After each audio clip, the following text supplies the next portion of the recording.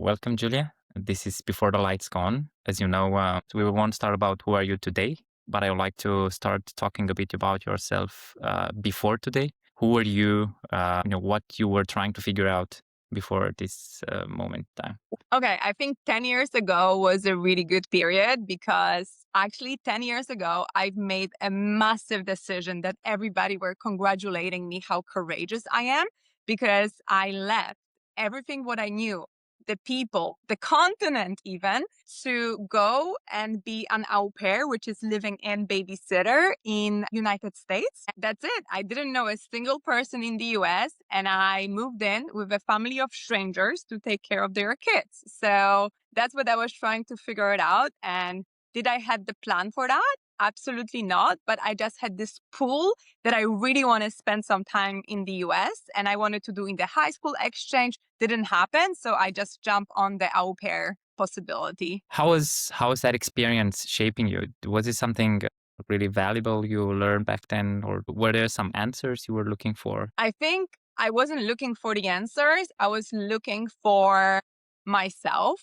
And I didn't even know that this is what I was looking for. But basically, what I've realized that we are in such a closed environment. When I was growing up in Poland, like people that they were around me, they were from similar economical background, from similar belief systems, from similar, we had so much in common, right? And when I went to the US, there was this mass of people from all over the world.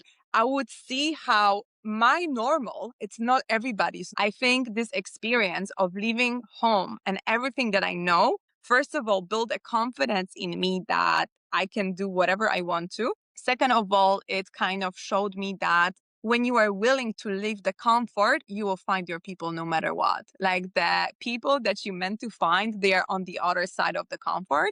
And it's also taught me that it's okay to be alone because before that I was constantly surrounded with people and I love people. I'm a biggest extrovert, but some people, they have negative influence on us and we don't even realize until we cut it off. So, was there any definition of success or a perfect life before you stepped out your comfort zone? I would say that my definition of success, I had it since very early age, and it's basically very simple. I want to do what I want to do. And this is through three reasons. It makes me feel good, it feels right, or it helps me grow. So that's my definition of success. And based on that definition, I've been successful for the past decade. That's for sure, because I've been doing what I truly want to do, even if it requires difficult decisions. So before I felt like it's what you have. And now it's more like what you feel and what can you tap into? What are your opportunities in life based on your mindset and based on resources that you create and how you use your own resources? Was this definition of success challenged at some point? I think it's very challenging to stay core to yourself and what you truly feel like. I'm talking about this gut feeling because I think we are up against so much negativity where people believe that if you have positive mindset, if you choose to see the glass half full or that everything is, there is always a way how to figure out something out and all these things. I think people just wait for you to like, you will find out one day that with this mindset, you will like fail but that's not the truth.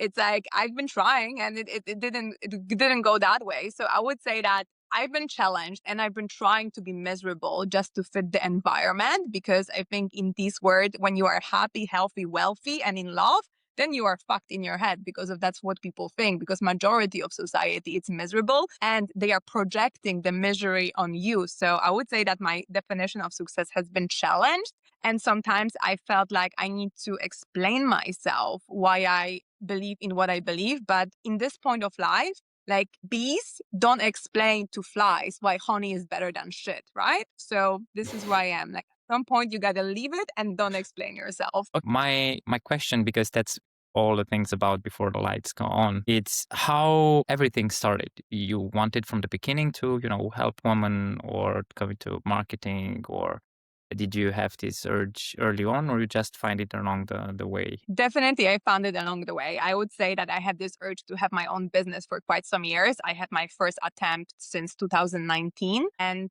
it was different things. But I would say with each business, I would see myself more clearly. What are my skills? What is it that I'm good at?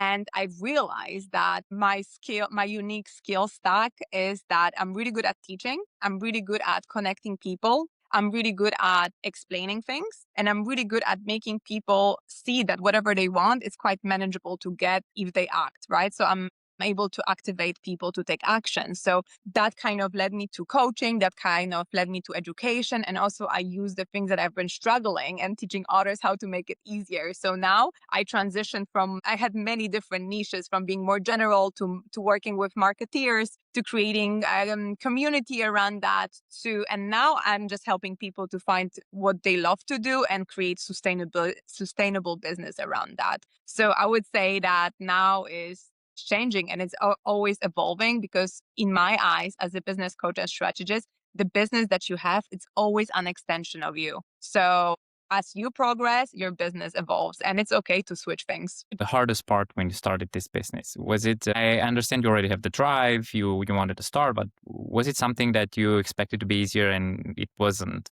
How you adapt on that? So I would say that starting a business is extremely easy. Becoming a business owner in your mind, that's really hard. Working with deservingness of the life that you actually want through the business that you are building, that's what was challenging for me. Processing the money story that my mind was telling me, that was hard, right? Like kind of this, like I'm brilliant at what I do.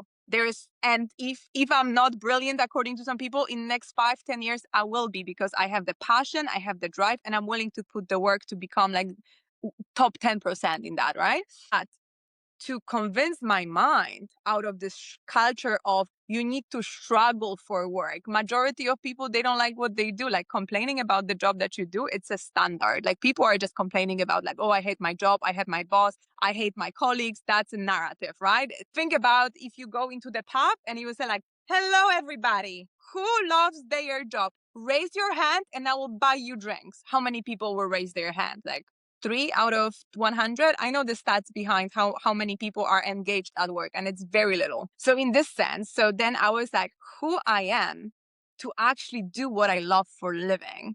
Why me? Right? So that took me some time. And now it's like, why not? I feel like everybody has a passion or unique skill set that they can make money off, more money that they can actually imagine, and they don't need to struggle. So I would say that challenges in business that I had, they weren't related to setup or logistics. It was about mindset and what I was telling myself to be true about myself and about the business. It was also about how worthy I felt about the life that I'm creating and about business success that I'm creating. How are you putting up with this negativity you are talking about? Yeah, I guess as in any business, the biggest challenge is to, convince other people to, uh, you know, trust you or trust your business model. Or are you, because, and then along the way, of course, because, we're so different, there are like people who say, oh, no, I know better than you talking nonsense and stuff. How are you doing that? So to answer your question, I don't put up with it. I think it was a year ago, I decided not to put up with it because what I realized is that, let's say, if some people, they don't have the capacity to see something the way you see. We are different. That's it, right? So for example, if I have this belief that everything is possible because I've seen it, I've done it, I help other people to do things that they didn't think that it's possible to do, right? And then there is someone with the opposite belief that it's not possible for me, right? Or it cannot be done. For example, I had one woman that I was talking like, yeah, you can make, I don't know how much, it was like 5,000 euros in few weekends. And she's like, oh, it's impossible to make 5,000 euros in few weekends work. I'm like, it is possible because like I helped one of my clients make 20,000 euros in 10 days. So it's irrelevant, right? So if somebody doesn't believe that something is possible, it's not my job to convince them. My job is to attract the right ones. I do not waste a single moment of my time on the people that they are not on board. Like we are talking about millions of people out there. Social media, it's connecting everyone. So I would rather focus on attracting my tribe and attracting what I want versus convincing the ones that I'm not going to convince anyways. Because if somebody has such a strong belief that I don't want to do it, I don't believe it, blah, blah, blah, that's a waste of time and energy. Like I'm not spending time with that. And if somebody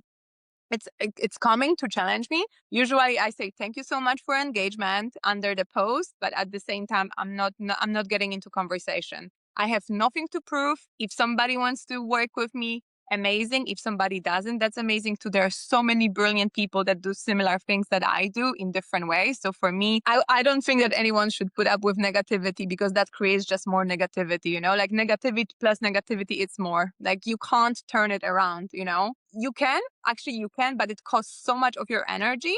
And then at some point you need to pick your battles. Like, is it something that is worth the time or not? And I would say 9 out of 10 or 99% out of 100 is not. Yeah, I totally agree. I mean, I have this strong belief that you have to focus on whatever you want to get in life, right? If you focus on negativity, you get negativity. Focus on there's always something good out there, right? Or Just like if there is a younger self in this conversation, what would be a tip you will give? I would say trust your joy. Trust what excites you. Just go for it. Because I feel like at the beginning, I was thinking that like, oh, what will bring me money? What will bring me profit? What will look good on paper?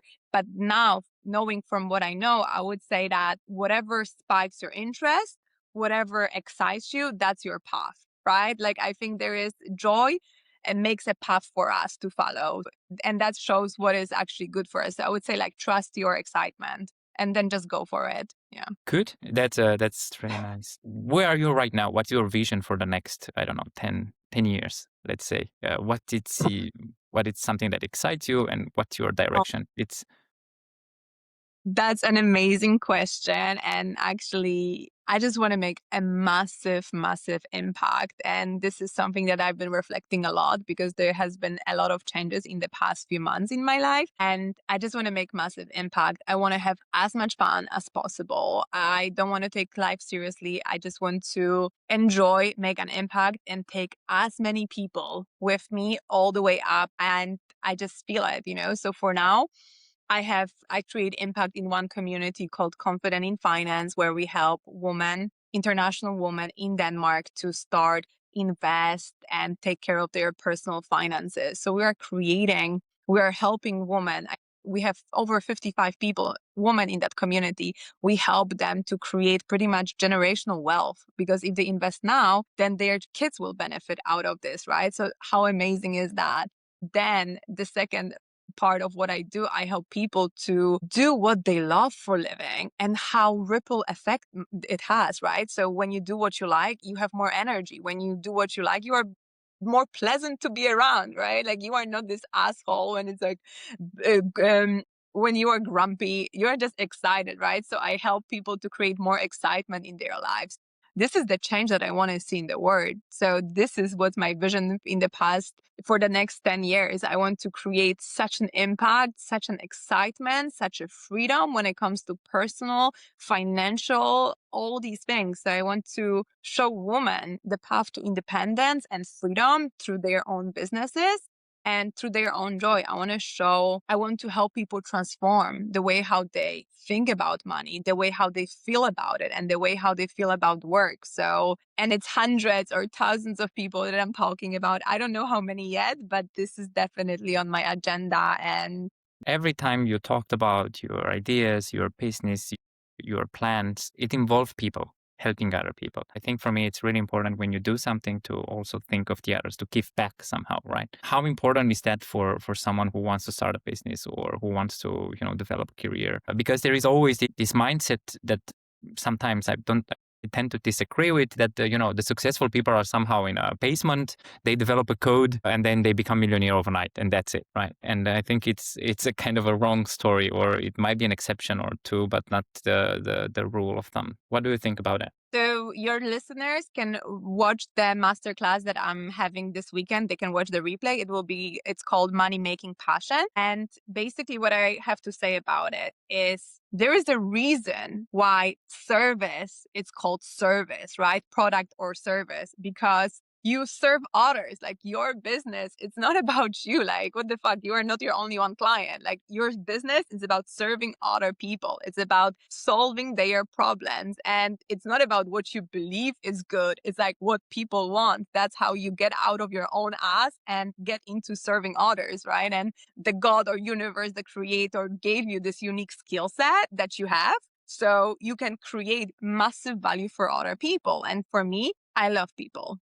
Like, I love them. I love connecting with people. I help people that they want to grow. I have all the tools and I'm continuously learning in order to do that, right? Because I want to help people to become better version of themselves. So my entire business, it's about helping others. It's about other people. It's not about me. And I think this is when the game starts, when you realize that what you create is not the small business situation. It's like bigger than you, because you don't know the value that you can provide for someone and you don't know the impact that you have, right? So maybe I had 200 plus people on my in-person workshops in the past 2 years. Even if it was just one person out of 200, but if I made the difference on that one person, that was worth it. So I would say it's called service for a reason. And this is so weird to say, but when we actually start to separate ourselves from the ego and from the emotions, and we start to see like, okay, this is the set of cards that I've been given, right?